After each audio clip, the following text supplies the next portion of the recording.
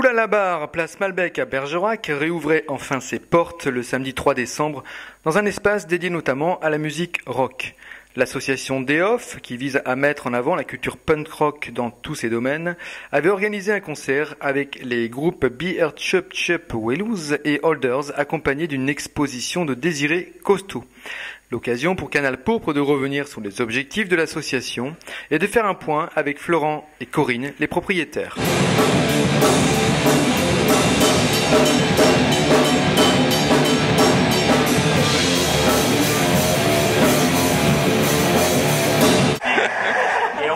On entend le bruit de la bière qui coule dans le verre.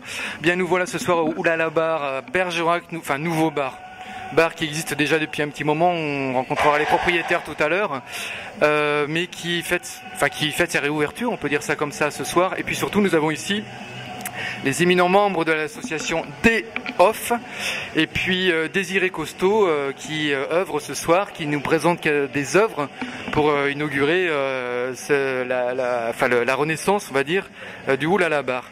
Alors très rapidement, je vais vous présenter. Donc Sophie, vous êtes trésorière de l'association DEOF. À sa gauche, Thomas, graphiste, illustrateur. Il m'a dit qu'il était très très bien payé dans l'association. Grassement payé. Pierre Petit, vous êtes président de l'association, éducateur à la fondation John Bost, et puis Sylvie, qui est bibliothécaire à Bergerac et qui est vice-présidente de l'association DEOF. Désiré, désolé, on va commencer par l'association, on parlera de vous après. Alors l'association DEOF, promouvoir les musiques alternatives, underground. D'abord, comment vous vous êtes rencontrés? Qu'est-ce qui vous a donné l'idée de créer cette association? Ça voulait peut-être dire qu'il y avait un manque? L'association, en fait, elle est née en novembre 2009 et elle était composée d'anciens membres de l'association Mister Peel qui a sévi sur Bergerac pendant une dizaine d'années.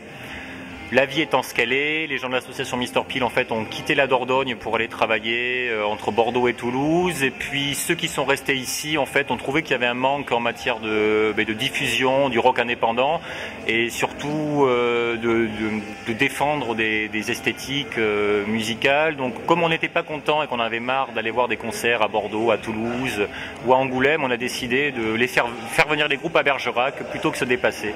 Donc c'est parti pour un petit plaisir égoïste. Mais en même temps, on avait vraiment l'envie de défendre des genres musicaux et des esthétiques sur Bergerac. Donc on a un parcours, j'allais dire classique, d'étudiants qui font leurs études secondaires à Bergerac, qui vont à Bordeaux, qui écoutent de bons groupes dans des endroits sympathiques à Bordeaux, et puis après peut-être qu'ils retournent à Bergerac et qui se disent tiens, pourquoi est-ce qu'on ne trouve pas finalement ce qu'on voudrait entendre à Bergerac? Et pourtant il existe des scènes à Bergerac comme le Roxane. Alors vous parliez de manque, qu'est-ce que vous reprochez, mais qu'est-ce que vous aimez, quel est ce manque que vous souhaitez combler? Bon, on n'est pas là pour polémiquer, mais on trouvait en fait que il y avait un espace intermédiaire entre les groupes qui sont diffusés dans ce qu'on appelle les salles de musique amplifiée, les SMAC, et qu'il y avait un manque sur Bergerac puisque il n'y avait plus de concerts en bar. Et en comparant avec Périgueux, avec le vivier d'associations locales et notamment l'association Sans Product où il y a des concerts tous les week-ends, il y a 2 ou 3 concerts dans les bars.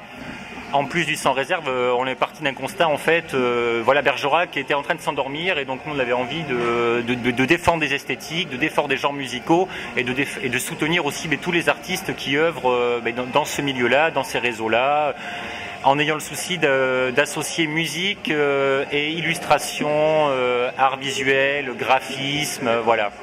Donc promouvoir une culture. Alors j'ai vu contre-culture. Ça serait intéressant de définir ce qu'est la contre-culture. Je pense qu'il y aurait beaucoup de choses à dire.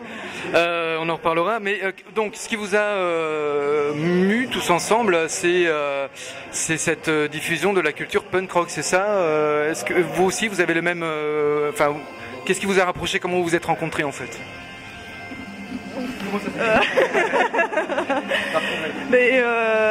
Moi je suis pas originaire d'ici, donc je suis un peu une pièce rapportée, mais je suis dans le coin depuis à peu près 6 ans et donc je les ai rencontrés, c'est devenu des amis, j'ai des compétences en matière administrative et financière.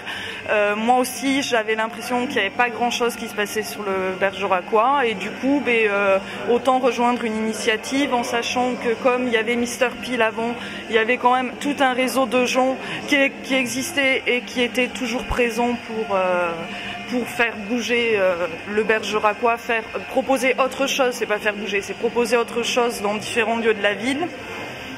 Donc du coup, voilà. Qu'est-ce qu'un graphiste peut faire dans une association qui veut promouvoir de la musique punk rock, pardon. Des flyers et des affiches principalement. Non, c'est sûr. C'est ça, avec plus ou moins de réussite selon les moments.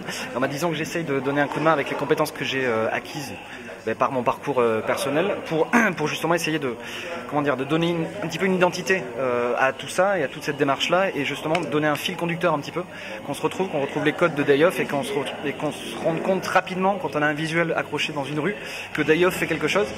Et ils me font confiance depuis au moins 1 an là-dessus, parce qu'on se connaît depuis qu'on est tout petit, et c'est vrai qu'en plus d'être amis, et surtout à travers le parcours de Mr. Peel qu'on a partagé vachement pendant de longues années, mais c'est assez logique de maintenant travailler ensemble là-dessus, quoi. Voilà. C'est vrai que le codage, les visuels sont très révélateurs, on peut pas les confondre avec d'autres visuels à Bergerac. Sylvie, vous êtes vice-présidente, bibliothécaire à Bergerac, et comment vous êtes tombée dans la potion magique de l'association Day Off?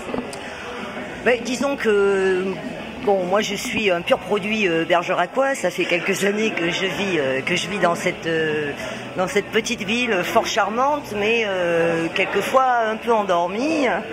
Et voilà, donc j'ai toujours traîné un petit peu, oui, dans tous les milieux associatifs. Dans les années 80, il y avait quand même un certain nombre d'associations qui sévissaient sur Bergerac. Il y avait plein de concerts rock. Et bon, voilà. Et en définitive, le constat était que quand même là, il y avait un gros manque. Et puis voilà, avec mon compagnon Pierre, on en parlait souvent avec Sophie et Toto. On se faisait quelques soirées à refaire le monde, et puis à un moment donné, on s'est dit bon, voilà, maintenant il faut y aller, quoi. C'est vrai qu'initialement l'association s'était créée pour porter un projet qu'on espère qui va aboutir peut-être en 2013. On a créé l'association en fait pour monter un projet de festival rock et bande dessinée sur Bergerac. Et puis très rapidement en fait on s'est dit avant de monter un tel projet, en ayant vraiment une ambition modeste, mais de faire vraiment découvrir des illustrateurs issus du milieu underground, qui est pour moi le bouillonnement, le vivier créatif de toute la scène, quoi. On s'est dit peut-être qu'il faudrait commencer petit à petit par faire des expositions et développer cette formule des expositions-concerts qui nous tient vraiment à cœur, où jusqu'à présent on accueille des personnes surtout originaires de Bordeaux et de Pau, mais qui ont une diffusion qui dépasse le cadre de la France et de la région Aquitaine. Et d'ailleurs, on a fait les 2 premiers concerts qu'on a fait donc au Roxane, on a fait faire l'affiche, la première par Tanks et la deuxième par Rika, et la troisième, la quatrième, oui, par Désiré. On est vraiment très attachés à ça, ouais, à allier le monde de la musique et le monde de l'illustration, de la bande dessinée. De la culture de façon pas seulement musicale, mais ouvrir à ce monde. Alors justement, cet univers sur la culture, la contre-culture, parce qu'il y a quelques années, je me souviens que le Conseil général avait initié des rencontres sur la contre-culture. Parce qu'il faut bien dire que la contre-culture parfois elle peut être tout à fait pas du tout contre-culture, mais une contre-culture qui est marchande et complètement dans le mainstream, on va dire, quoi. Enfin je fais comme les journalistes anglais, je fais n'importe quoi, je dis des choses, je parle en anglais. Les bières ne sont pas arrivées, c'est peut-être pour ça. Bien, donc sur la contre-culture justement. D'abord, comment vous vous mettez d'accord pour choisir les groupes, et d'une, à part que j'ai bien compris qu'il y avait des groupes locaux, mais pas seulement, et quelles sont les valeurs, qu'est-ce qui vous intéresse dans cette diffusion de cette culture underground, cette culture alternative? Quels sont les éléments qui pensent peuvent être intéressants, ou voilà, qu'est-ce que ça peut construire? Qui veut répondre? À dire là-dessus. Je me resitue juste un tout petit peu par mon parcours. Moi, je participe à la scène bergeracoise depuis longtemps à travers des groupes. Je jouais dans Dark Poetry, qui était très actif à l'époque de Mr. Peel, et maintenant je suis guitariste du monde Minus Human. Et donc en tant que petit représentant dans le cadre de cette interview des acteurs musicaux du coin, on s'est rapidement rendu compte que la France était vraiment le parent pauvre de toutes les musiques électriques. C'est-à-dire qu'il y a énormément d'acteurs qui sont dans toutes les régions, de tous les âges, qui prennent des cours partout. On peut voir le Roxane par exemple, où il y a, je crois, 40 guitaristes en herbe qui prennent des cours chaque année, le prof de guitare est plein. Sauf que tous les groupes de rock n'ont pas accès aux grandes salles, n'ont pas accès aux SMAC, n'ont pas accès aux radios, ou alors justement dans une sorte de formulation, comme tu disais, un petit peu mainstream, c'est-à-dire on va prendre par exemple des éléments de rock'n'roll, on va les aseptiser un petit peu, ça va marcher un petit peu et voilà. Et ça, je pense pas que ce soit la contre-culture qui est véhiculée par Day Off, mais au contraire, je pense que Day Off essaye de donner accès simplement à des groupes qui ont du talent, de jouer sur des scènes avec des bonnes qualités d'accueil, avec des bonnes qualités sonores, avec un public d'avertis, etc. Et malheureusement, l'accès à ce genre de conditions est très difficile pour les groupes. Voilà, il y a vraiment un palier entre les groupes amateurs et semi-pro et les pros, et je pense que Day Off est là pour combler un petit peu ce manque. Sur l'aspect valeur de la contre-culture ou enfin idée quoi.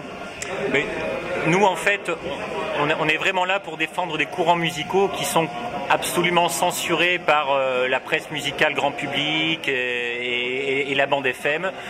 Donc on est parti d'un constat où on avait un passé de militants associatifs, on avait des fanzines, on avait des émissions de radio locales, et il y a une dynamique et un vivier qui est super important en France, mais malheureusement il est complètement caricaturé et marginalisé. Nous on se revendique d'une radicalité punk, mais pas les représentations qu'on peut avoir sur les punks à chiens, etc. On était juste là pour diffuser des groupes en alliant les arts graphiques, la littérature au travers des fanzines et aussi des nouvelles. Voilà, c'était un grand bouillonnement en fait. Alors, excusez-moi, je vais vous donner la parole. Pour reprendre ce que vous disiez, ce qui est assez intéressant, c'est que ce vivier-là, ce mouvement, les fanzines, les concerts, c'est quand même un milieu très urbain, faut dire ce qui est. Hein. On voit par exemple à Bordeaux, milieu étudiant, les concerts de hardcore straight edge, c'est quand même des milieux très particuliers. On ne s'inscrit pas dans cette dynamique-là du hardcore straight edge. Mais bon, une dynamique. Il y a la scène, d'accord. Mais c'est quand même une dynamique qui est très urbaine. Comment est-ce que vous pensez faire mousser ça à Bergerac ? On a l'exemple déjà sur Périgueux avec l'association Sans Product, 25 ans d'existence, 1500 concerts organisés depuis 25 ans, des groupes du monde entier. Et nous, en fait, on a une filiation naturelle avec cette association, et pour être honnête, qui nous a beaucoup soutenus dans notre démarche, qui nous a beaucoup appuyés, avec lesquels on organise des soirées en commun sur Périgueux et sur Bergerac. Donc voilà, c'est vrai qu'il y a une entente, hein, puisqu'on défend les mêmes groupes, on défend les mêmes genres musicaux. Et il ne faut pas se tromper, c'est qu'en milieu rural, en fait, il y a une vraie dynamique. Il ne suffit pas d'aller très loin. Better Choupouilouz sont originaires du Quercy. Ils sont répartis entre Montauban, Agen, Cahors. Désiré, costaud et originaire d'Agen. Et au contraire, il y a une dynamique très importante dans les territoires ruraux. Et même souvent, il y a beaucoup plus de public pour des groupes qui vont passer dans des départements ruraux, alors qu'à Bordeaux, ils vont jouer devant 30 personnes, ils vont venir en Dordogne, il va y avoir 80 personnes. Parce qu'il y a une curiosité naturelle. Il n'y a pas une diffusion qui est non plus très importante. À Bordeaux, il y a 50 concerts par semaine. À Bergerac, il y en a 3 ou 4 tous les mois. Donc il y a aussi une vraie curiosité, une attente du public. Hein. Enfin, jusqu'à présent, tous les événements qui ont été organisés ou co-organisés avec l'association Son Product, on a réussi à rencontrer notre public, des personnes qui ont trouvé un intérêt sur les arts graphiques. Et puis le projet, c'était d'associer vraiment les arts graphiques et la musique, puisque les connexions naturelles se font. Ouais. Donc, vous avez Roxane, le Melchior, enfin la Gare Mondiale, ici le bar, le Oulala. Donc, est-ce que vous avez enfin trouvé un lieu ? Est-ce qu'on peut dire que ce bar-là sera le lieu privilégié de l'expression de Day Off, ou est-ce que vous allez continuer à naviguer, ou est-ce que là ça va être vraiment un point d'attache fort ? L'objectif aussi au niveau de l'association, c'est d'être dans plusieurs endroits. Donc le partenariat qu'on a noué avec par exemple le Melchior Côte Théâtre ou la Gare Mondiale doit rester, et pour nous il est nécessaire aussi de continuer à aller là-bas pour justement voir un autre public, toujours les habitués, mais vu que le lieu se situe au niveau des tours, mais les gens peuvent venir aussi. Donc c'est vraiment l'objectif. On est ouvert à tout le monde. Venez, vous aimez, vous restez, vous aimez pas, vous partez. Enfin, c'est vraiment dans cette dynamique-là de couvrir le territoire. D'accord. Vous voulez rajouter quelque chose? Oui, enfin, on essaye de travailler, c'est un petit mot tarte à la crème qui est un petit peu dans l'air du temps, mais de travailler en transversalité en fait, de multiplier les connexions avec les associations locales qui sont implantées depuis un certain temps, et en mélangeant les publics. On a travaillé avec le Melchior, on a travaillé avec des jeunes sur le quartier, on a monté des ateliers d'écriture, on a organisé le premier concert de hip-hop sur le quartier de la Catte en mai 2010. Donc voilà, on essaye vraiment de... On sent vraiment en transversalité politique de la ville, on sent qu'il y a des dossiers qui ont été montés derrière. Justement, on va pas... Même avant ça. Justement, parlons de sous, de dossiers, parce que c'est bien aussi, personne n'en parle jamais, on fait comme si ça n'existait pas. C'est quand même difficile pour une association de fonctionner, c'est clair. Votre budget, quelles sont vos subventions? Non, on a monté l'association en fait sur... l'association s'est constituée pendant 1 an et demi en utilisant les deniers personnels de ses membres. Et puis petit à petit, on a réussi à trouver des interlocuteurs auprès de la municipalité qui ont été sensibles au projet qu'on avait monté. Et donc on a une petite subvention de 600 €, hein, c'est très modeste, hein, ça coupe. Vous êtes financé que par la mairie? Que par la mairie, on espère en 2012, on va être en 2012, hein, c'est ça, on va être en 2012, par le Conseil Général, puisqu'on va développer le nombre d'expositions sur Bergerac en fait, et monter d'autres projets un peu plus ambitieux, notamment autour de ce festival rock et bande dessinée et de la culture du fanzine aussi. Donc 600 €, ça vous suffit à organiser tout ce que vous faites? Ça fait à peu près un tiers du budget. Et vous faites comment alors pour le reste? Eh bien, on va dire à la démerde et de temps en temps avec la carte bleue personnelle. Ouais. Il y a les partenariats aussi et tous les bénévoles, parce qu'il faut bien rappeler qu'on est quand même une vingtaine de bénévoles à se bouger, donc à tous on peut, en mettant chacun un peu sa patte, on arrive à, en gros, le budget global à l'année, pour l'année 2011, 2010 il était de 9 000 €. En comptant le bénévolat, les partenariats qu'on a réussi à monter, les mises à disposition de biens, de personnes aussi, etc. Un sacré boulot en tout cas, d'autant que vous avez d'autres occupations par ailleurs. De l'activisme. De l'activisme, et ce militantisme, vous l'aviez, vous disiez bien avant. Bien, écoutez, merci beaucoup. Peut-être le concert va démarrer dans 1 heure, je crois, vers 21h30. Peut-être en prévision, on a compris qu'il y avait 2013 un festival, a priori quelque chose, est-ce que vous avez déjà des choses à nous faire savoir dans l'avenir? Et puis on peut vous retrouver les infos sur Facebook ou sur votre MySpace, quelque chose. J'ai vu qu'il y avait un MySpace. Bientôt il y aura un site internet normalement. Pour 2012, non, il n'y en a pas pour le moment, mais voilà, pour 2012 on aura le site, mais pour l'instant c'est Facebook principalement. Au niveau de l'actualité de l'association, on peut dire que la semaine prochaine ici, on fait une soirée de lancement du label Day Off Record, qui va permettre en fait à un groupe de Bergerac qui s'appelle le Snake of June de sortir un premier 4 titres. C'est une coproduction avec l'association Sans Product, et nous on va essayer à mesure des rencontres de soutenir les groupes qui nous intéressent. Donc vous avez créé votre propre label. Voilà, le label est créé, et puis on va essayer de soutenir les groupes qui nous intéressent, français, européens. Exactement, la semaine prochaine, ouais. Okay. Très bien. Mais si vous voulez venir en parler, même avec le groupe, venir à Canal Pourpre, on sera enchanté d'en parler. Désiré Costaud, ça fait longtemps qu'il attend. Je vais demander au caméraman peut-être de se déplacer vers Désiré Costaud. Parce que Désiré Costaud, il est bibliothécaire, mais je suis pas persuadé que c'est... Là, il y a un conflit de bière. Je suis pas persuadé que certaines de ces productions soient visibles dans toutes les bibliothèques de France et de Navarre. Voilà. Alors moi en vrac, parce que je viens d'arriver, donc j'ai vu plein de choses. Ça me fait penser à Richard Crumb, les années 60. J'ai cru voir du Bruce Meyer derrière Les Créatures à moto, donc Super Vixen. Ça serait plus Brigitte Lahaye. C'est pas rien à voir avec Super Vixen. Si, il y a une filiation évidente, mais je suis plus le côté franchouillard de la pornographie, on peut dire ça comme ça. Voilà. Bien, alors d'abord, depuis quand vous faites ce genre de choses? Alors j'ai commencé à la fin des années 80 où je découpais des magazines de skateboard pour refaire des jaquettes de vidéos, et je faisais des collages vidéo d'émissions de skateboard que je chopais à la télé. C'était très difficile à l'époque. Et je me faisais des cassettes avec ça et je faisais les jaquettes qui allaient avec. L'esprit do it yourself des punks, quoi. Complètement, voilà, c'est une culture qui m'a marqué profondément, qui est complètement associée au punk rock, donc c'est ce qui nous a rapprochés aussi, j'imagine, dans cette soirée. Et voilà, c'est parti de là. Et après, j'ai rien fait pendant une vingtaine d'années, voire 25 ans, et je m'y suis remis en gros il y a 2 ans, une sorte de retour aux sources, je sais pas, crise de la quarantaine, enfin j'ai 35 ans, 36 ans, bon bref. Et voilà, donc c'est complètement régressif, mais amusant. Et... Pourquoi vous dites que c'est régressif ? Bon, c'est la façon d'appréhender la technicité en fait du truc, quoi. Un stick de colle UU, des ciseaux, découper des bouquins, aller à Emmaüs, passer des journées à Emmaüs pour choper des supports intéressants, en fait, des images qui me touchent en tout cas, et les rassembler après. Parce qu'il y a quand même des collages et des montages qui sont... Enfin, c'est pas... Quand vous évoquez la régressivité, il y a quand même des choses qui sont assez fouillées et précises, quoi. J'imagine que c'est pas collé n'importe comment, à n'importe quel endroit. Même au niveau des... On a vu quelques... On peut peut-être parler de... Même si on est un peu loin ici, on les a filmés. Donc, est-ce qu'on peut évoquer avec vous, justement, l'affiche où on voit les 2 Harley Davidson avec les filles nues dessus. Oui. Alors, quelle filiation ici ? J'ai pas tout saisi, pardon. Quelle filiation, enfin, quelles sont vos sources d'inspiration pour faire ce genre de...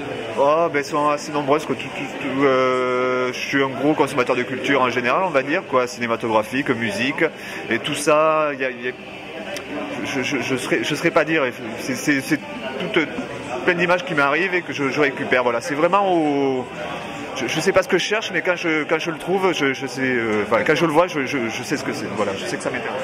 Alors la soupe aux choux, là la référence on la voit. Provocation ou Absolument pas, non. C'était une sorte de commande en fait pour une association bordelaise qui s'appelle Iceberg, un collectif de musiciens graphistes qui a organisé la semaine dernière à l'Hérétique à Bordeaux une soirée concert exposition autour de la science-fiction, et l'idée était de détourner des affiches de films de science-fiction. Donc voilà, c'était assez voilà, c'est histoire de faire un truc un petit peu marrant, un petit peu décalé, voilà, ça m'est venu comme ça, c'était assez spontané, je l'ai fait, voilà. On voit 2-3 affiches, vous voyez des références à des rues bordelaises, donc voilà, c'est la question que je posais tout à l'heure.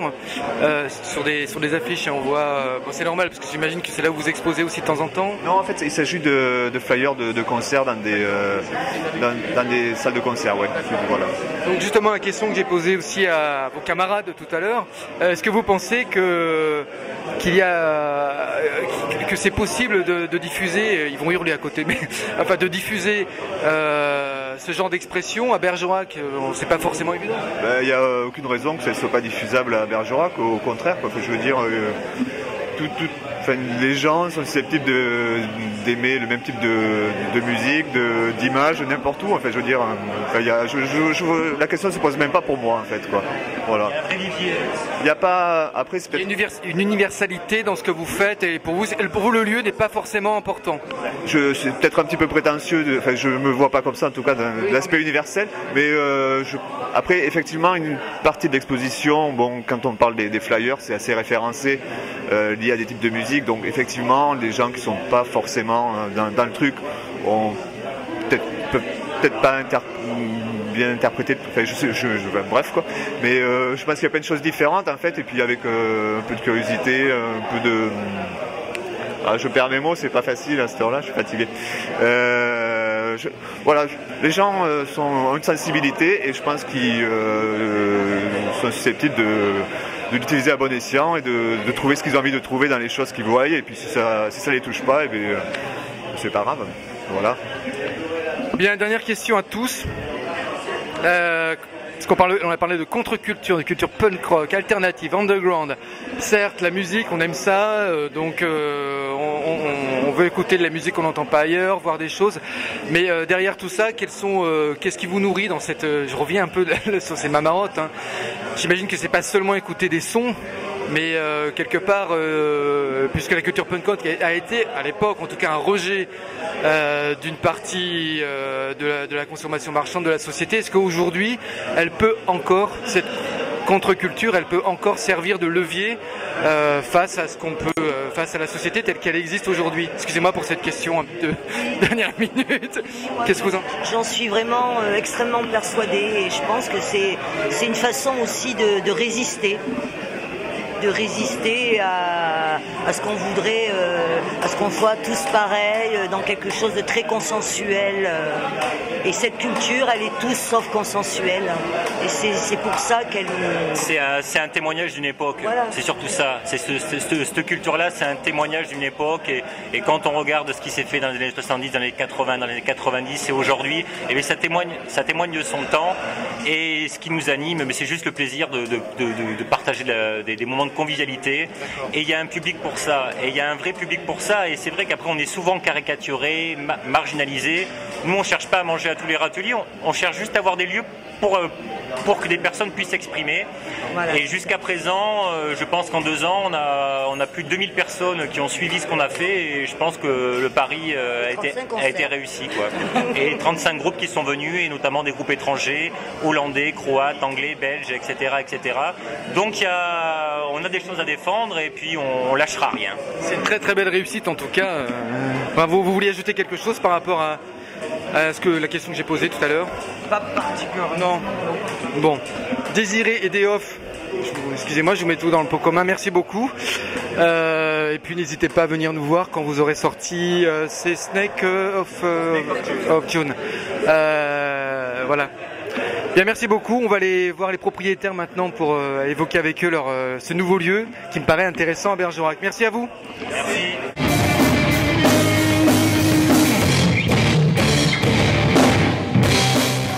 Florent et Corinne, bonsoir. Donc nous sommes dans votre bar, le Oulala Bar à Bergerac, qui vient de réouvrir ses portes. Il y a un concert ce soir d'inauguration.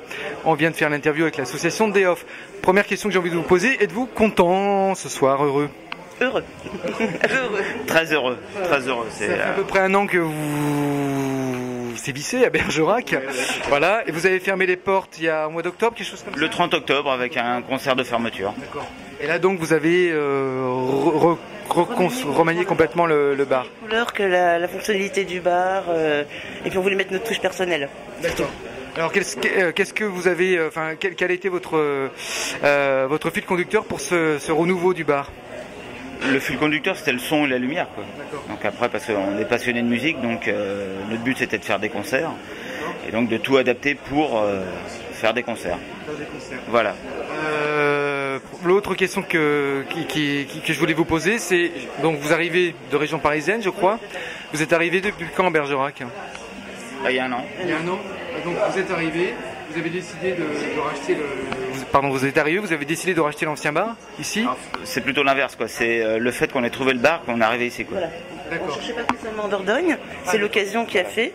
Bon, moi je connaissais la région parce que je venais quand j'étais petite en vacances, mais le lieu nous a plu, l'endroit, la région. Et puis on se disait, il y a une opportunité dans ce bar pour faire un vrai café culture, concert.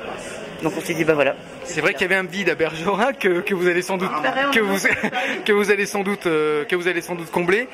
Est-ce que ça vous gêne si on étiquette votre bar de bar rock? Bah non, au contraire, mais rock au sens large du terme. Hein. Complètement cette appellation.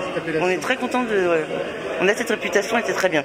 C'est vrai qu'ici, en tout cas récemment, on n'a pas trop l'habitude de voir des concerts dans des bars. On a les salles de musique amplifiées, donc c'est quelque chose que vous avez eu l'habitude. Vous avez travaillé dans le milieu associatif, oui, dans le milieu associatif. On a déjà beaucoup organisé de concerts sur Paris, parce que sur Paris, des concerts dans les bars, il y en a 15 par jour, quoi.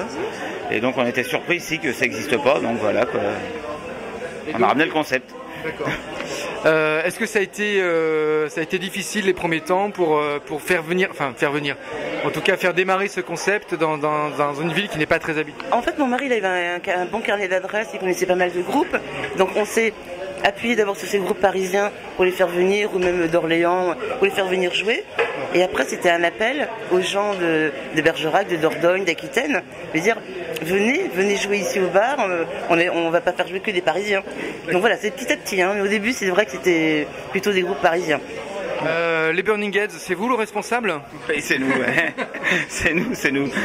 Oui, voilà, on les connaît depuis très longtemps, quoi. En fait, et puis voilà, quoi. C'était un groupe mythique, quoi, de la scène, et c'est donc vous qui êtes à l'origine. Voilà, c'est plutôt pas mal. Ils cherchaient une date parce qu'ils descendaient sur Perpignan, et puis voilà, ils ont dit ok, nous aussi.